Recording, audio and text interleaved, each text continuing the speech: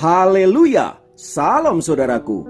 Berjumpa kembali dalam program Jalan Kehidupan.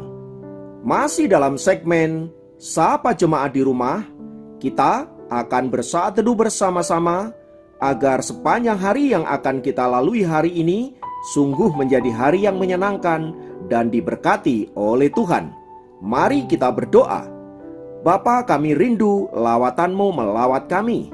Dan biarlah firman yang sebentar kami renungkan boleh menjadi rema yang akan menuntun sepanjang hari ini untuk kami mentaati kehendak-Mu. Berfirmanlah, kami siap diberkati. Dalam nama Yesus. Haleluya. Amin. Ayat firman Tuhan kali ini saya ambil dari 2 Korintus 3 ayat yang ke-16. Saya ulangi, 2 Korintus 3 ayat yang ke-16 berkata, "Tetapi apabila hati seseorang berbalik kepada Tuhan, maka selubung itu diambil daripadanya." Haleluya.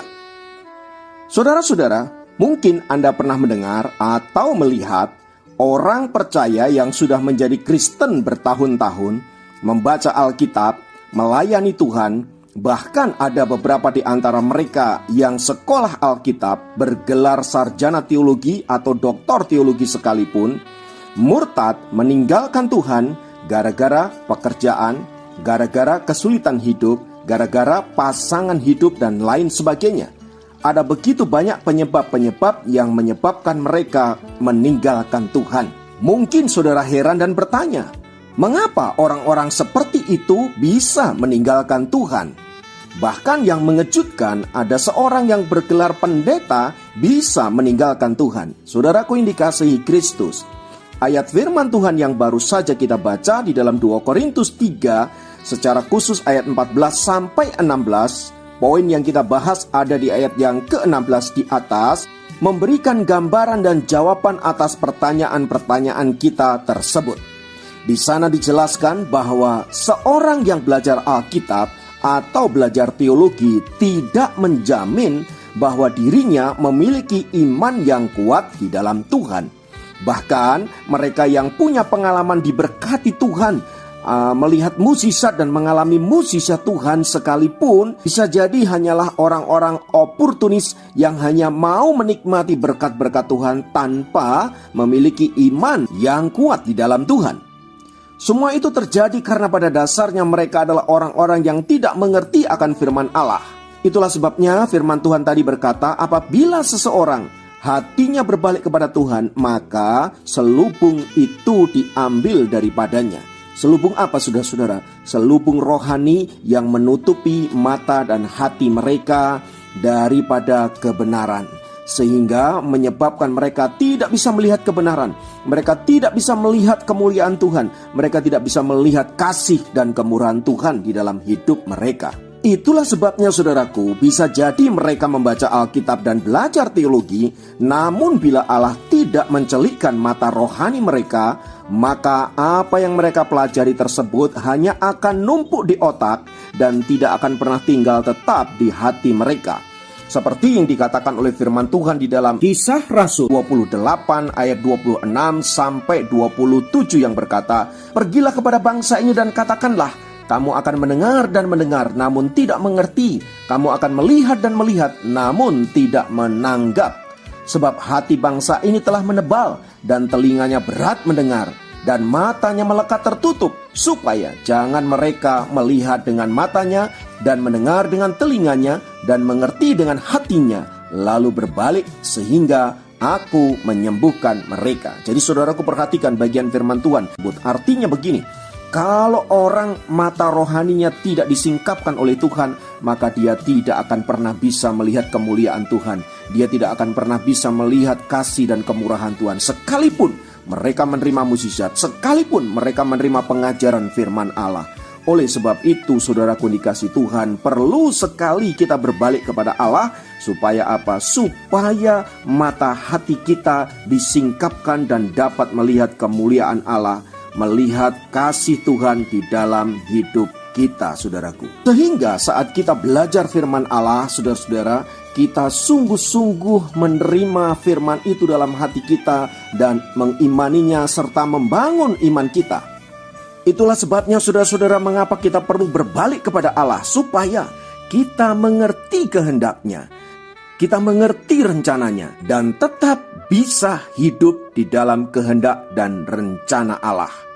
Karena itu saudaraku dikasihi Tuhan, tak perlu heran apabila ada orang yang kelihatannya mereka begitu rohani, belajar Alkitab dan lain sebagainya, melayani dan lain sebagainya, namun bisa meninggalkan Tuhan. Karena apa saudara? Mereka mendengar, namun hati mereka tidak terbuka akan firman Allah.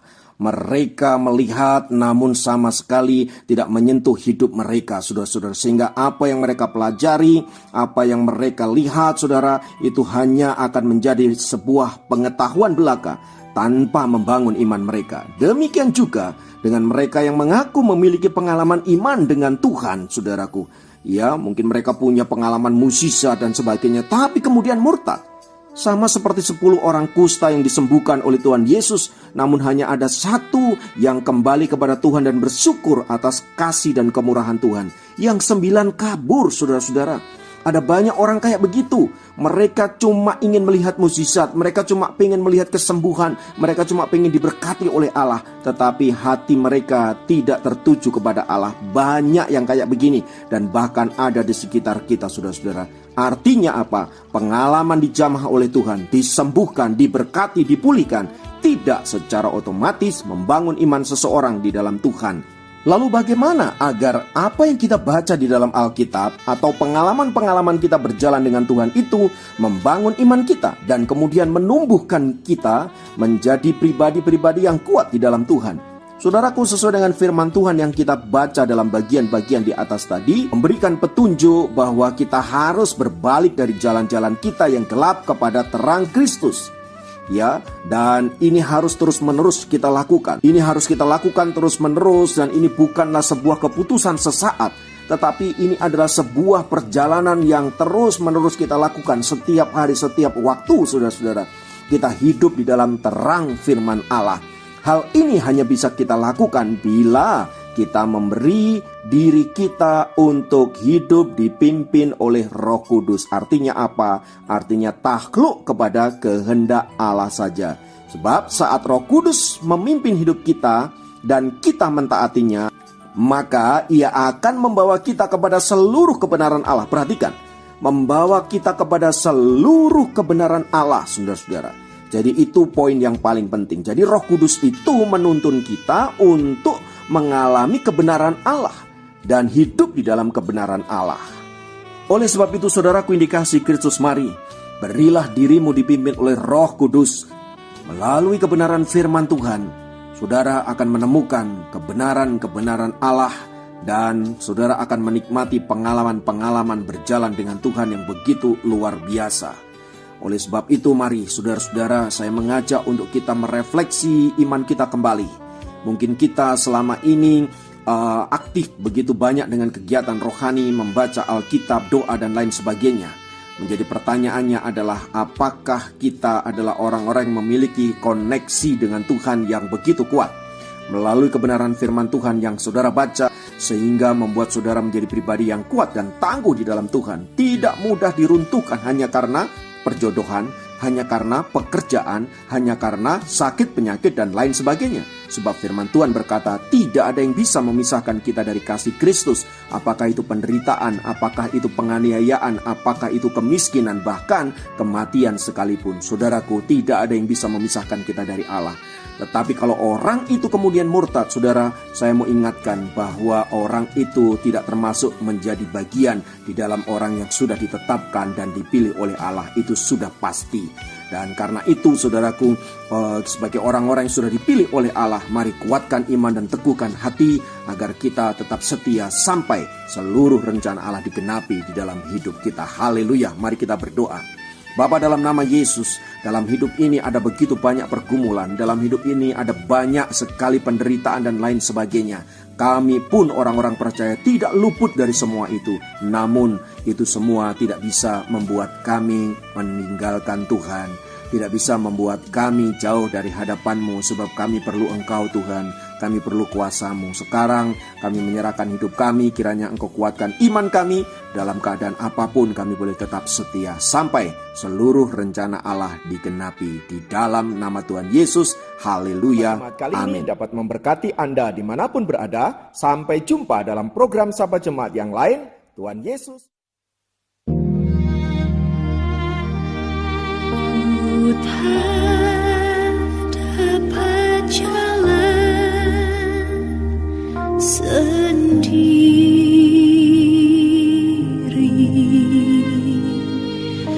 Tuhan tolonglah daku.